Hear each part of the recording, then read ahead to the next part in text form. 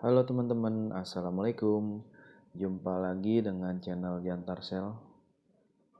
Di video kali ini saya akan bagikan cara servis Intel NUC ya, atau Intel NUC.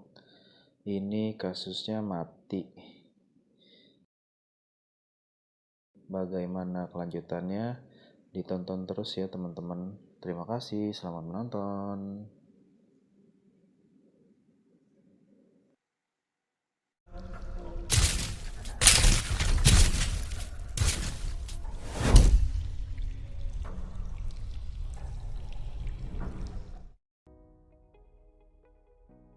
Oke, langsung aja ya. Ini kondisinya sudah kebuka ya, Intel NUC tipenya 6C AHY kalau nggak salah tadi ya. Saya lupa, pokoknya ini prosesornya prosesornya itu Intel Celeron J3445 kalau nggak salah.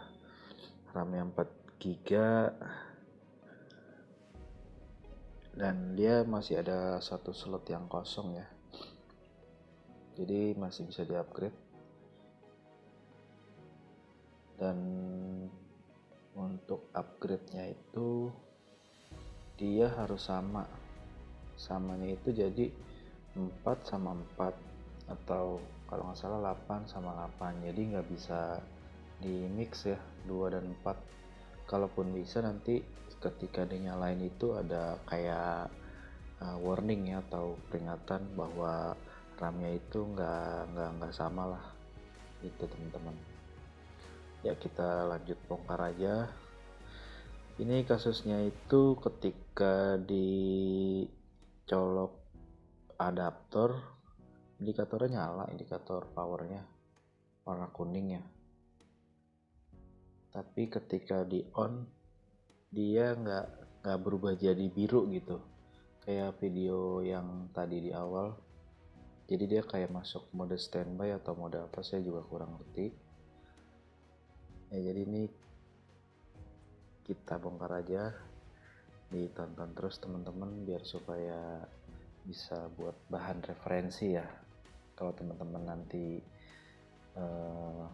punya kasus kayak gini, untuk teman-teman teknisi pemula, teman-teman teknisi yang suka bongkar ya. Saya juga pemula di sini, kita sama-sama belajar aja teman-teman. Oke, bukannya ingin menyombongkan atau gimana ya, karena saya juga belajarnya dari YouTube dan ingin berbagi atau mau share ya pengalaman saya ke YouTube juga ya. Bisa dilihat itu powernya nyala ya, ketika dipencet dia mati tuh teman-teman, mati dia, nggak mau langsung on gitu ya. Itu saya tekan bolak-balik, cuman kedip ya, si indikator power itu cuman kedip. Lanjut, kita tadi udah bongkar RAM ya, bongkar baut-baut yang istilahnya kelihatan ya, kelihatan. Kita mau ngangkat mainboardnya nih teman-teman, mau saya balik mainboardnya. Nah, itu saya buka LAN cardnya ya, wifi cardnya. Saya buka wifi cardnya, mau saya balik mainboardnya atau mau saya angkat.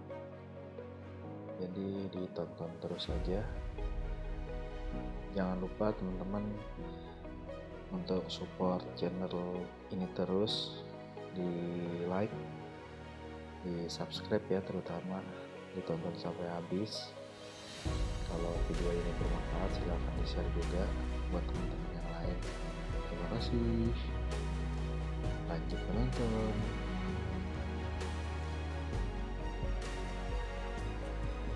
Untuk di video ini saya juga baru pertama kali bongkar ya untuk Intel NUC ini. Jadi dia banyak kayak kunciannya gitu.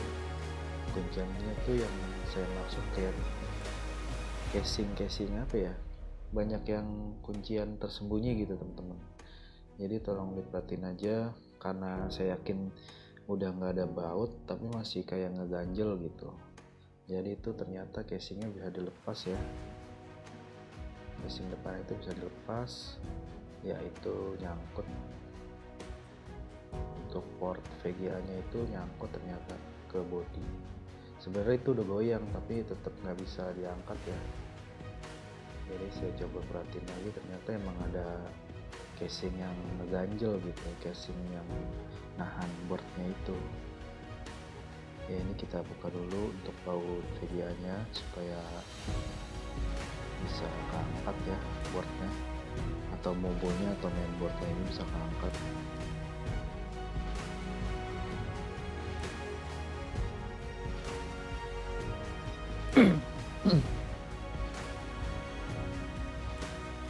Ya kita balik dan coba saya dorong, itu harusnya sudah bisa angkat ya. Jadi ini kayak lapisan gitu ya. Saya senang sih desainnya, dia dibikin simple gitu, tapi emang bukannya rada ini ya, rada harus hati-hati karena dibikin kecil, dibikin irit tempat, jadinya banyak kunciannya ya.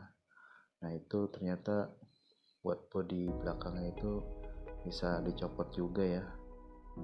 Ini adalah kalau nggak salah kabel tombol power, jadi itu ternyata bisa dibuka. Nah ya kan, itu kabel tombol powernya juga ternyata bisa dibuka, dan ada casing lapisannya lagi, depan dan belakangnya itu ada casing lapisan.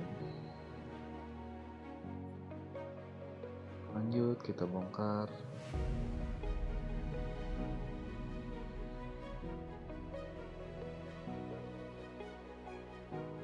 Ya untuk speknya sendiri ini sebetulnya udah cukup banget ya kalau cuman buat sekedar ngetik. Kalau nggak salah itu Celeron tipe J3445, RAM-nya 4, bisa di up sampai 8 atau 16. Ada USB 3, USB 2 nya juga ada, HDMI ada, VGA ada. Tapi yang saya bingung itu dia nggak ada port jack 3,5 mm. Jadi kalau nggak salah harus pakai port digital output atau apa gitu, yang SPDIF itu saya juga belum pernah nyoba. Jadi saran saya kalau misalkan teman-teman biar ada suaranya itu pakai HDMI, jadi dia langsung nyangkut ke suara TV-nya ya, atau suara monitornya gitu. Ya ternyata di situ ada baut lagi ya yang belum saya copot, baut bagian bawah itu ada 4 baut kalau nggak salah, kanan kiri atas bawah. Itu sudah mulai keangkat dikit-dikit. Ya saran saya aja teman-teman, kalau emang kalian belum pernah bongkar suatu device gitu kan, entah itu laptop, entah itu televisi, entah itu handphone gitu kan, atau yang lain, biasakan pelan-pelan aja ya, nggak usah buru-buru dicari baut-bautnya atau dicari sela-selanya lagi, biar istilahnya biar nggak terjadi apa-apa, atau nanti ada yang patah, entah ada yang bautnya selek, atau entah kenapa-napa. Intinya jangan dipaksain ya, kalau emang nyopot sesuatu itu masih terganjel gitu, pelan-pelan aja. Di sini saya juga nyopotnya pelan-pelan ini. Ya itu udah rada longgar ya, rada gampang dicopot ya. Ya saya rasa udah nggak ada apa-apa lagi sih yang ganjel. Ini casing yang terakhir ya, jadi casingnya itu dilapisin ya, ternyata udah keangkat, dan di bagian bawahnya itu ada kipas dan prosesor pastinya. Kalau udah ada fan gitu biasanya di bawahnya ada prosesor dia. Ya, itu ada baterai CMOS saya copot. Kalau nggak salah saya inget itu baterai CMOS-nya juga sudah lowbat ya, sekitar sekitar 1,5 ya. Itu saya ukur baterai CMOS-nya. Kalau nggak salah nih baterai CMOS-nya juga habis.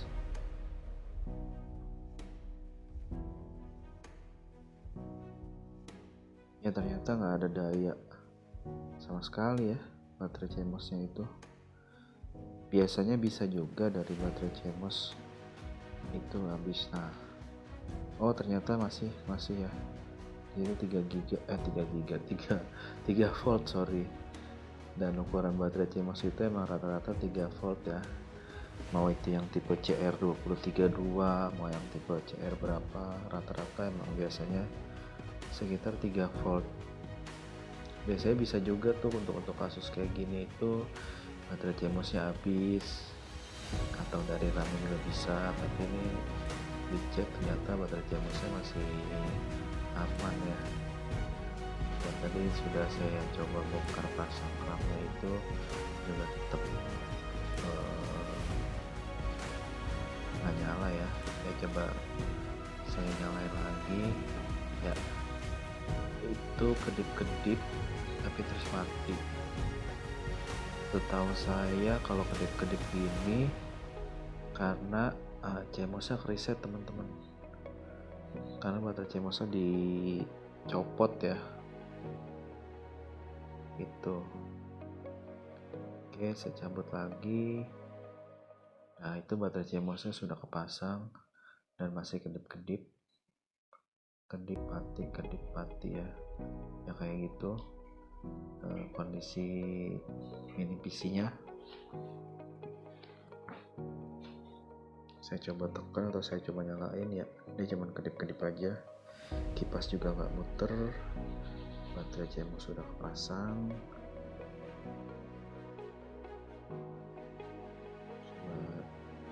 Saya coba nyalain lagi tapi tetap nggak respon ya, untuk kipasnya itu tetap nggak muter dia.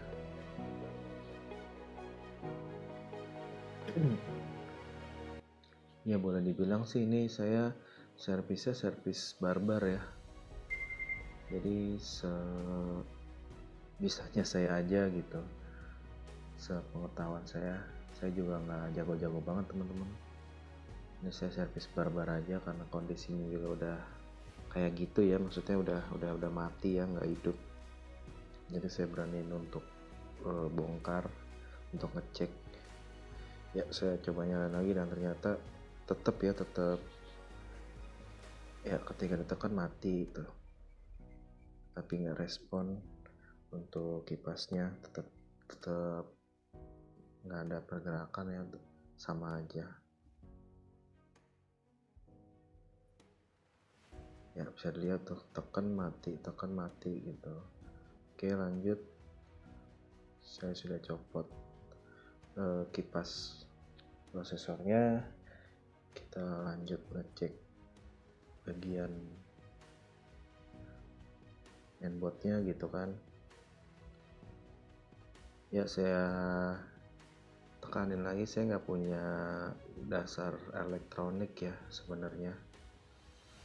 Saya belajarnya ini otodidak dari YouTube teman-teman ya. Jadi kenapa saya berani bongkar itu karena sebelumnya sudah lihat dulu tuh tutorial banyak di YouTube juga gitu kan. Jadi saya coba-coba. Dan untuk laptop atau mungkin mini PC atau mungkin mobile komputer itu sama mungkin ya.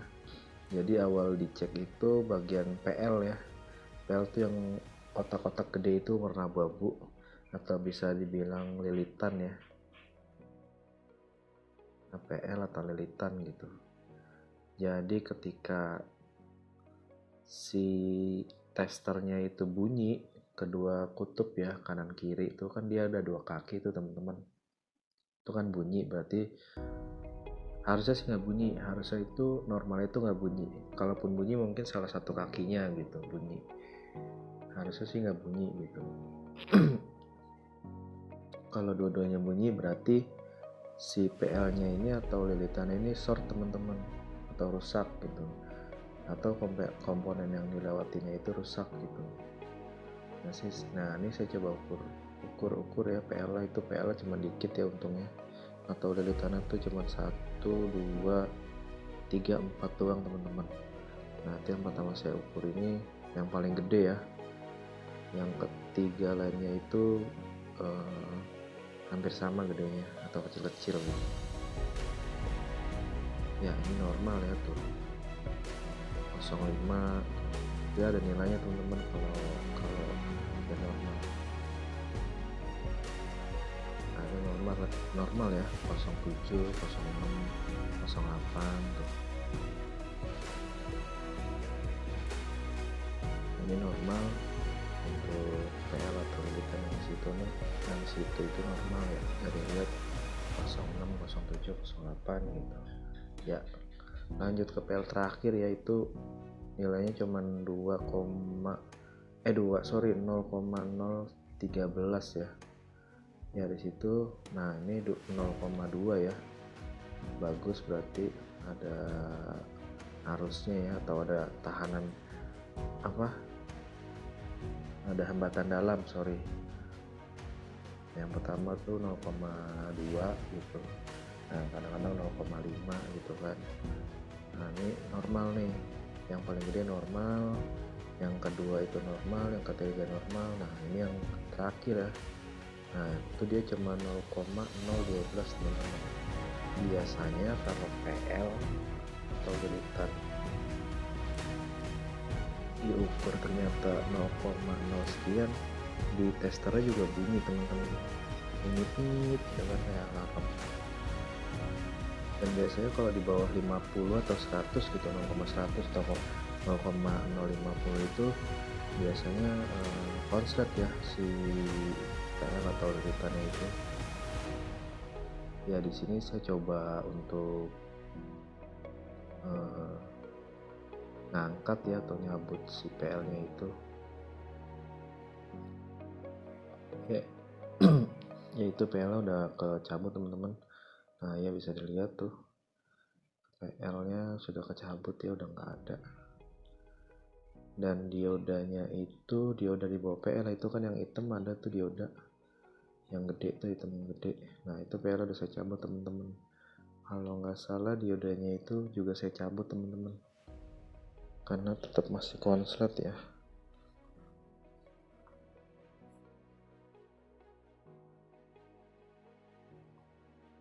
Ya saya coba ukur lagi, ya nggak kelihatan ya teman-teman. Nah ternyata masih konslet itu ya, bisa dilihat ya 0,05 malahan tuh, malah turun ya 0,005 gitu.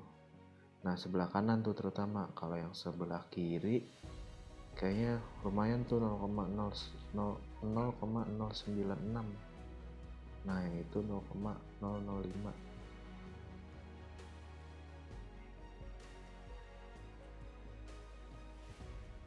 tuh ya kan, kecil banget ya biasa. Berarti nah diodanya juga ikutan konslet. Nah yang di sini normal, ada nilainya, yang di sini nggak ada atau kecil gitu nilainya, atau cuma 0,007, 0,005 ya, 0,08. Oke, saya coba cabut lagi.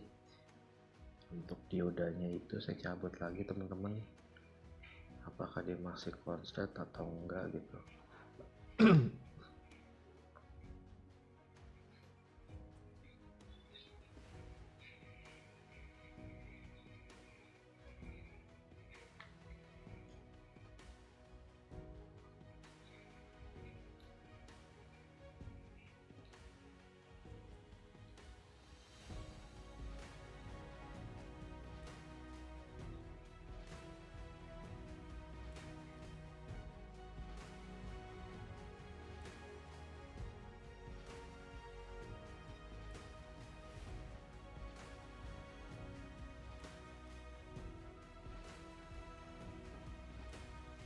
Pelan-pelan aja teman-teman ngerjainnya.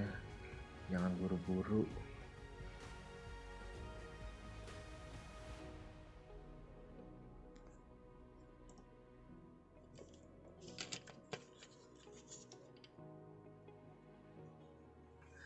Oke, itu udah ternyata setelah dicabut lalu dipasang lagi teman-teman ya, itu kelihatan agak gosong tuh PL-nya tadi. Ternyata dengan merihot ya atau bongkar terus pasang lagi itu berhasil teman-teman. Alhamdulillah ya, masih dimudahkan. Oke, segitu aja teman-teman video dari saya. Semoga bermanfaat. Assalamualaikum warahmatullahi wabarakatuh. Jangan lupa disupport terus channel ini. Dadah.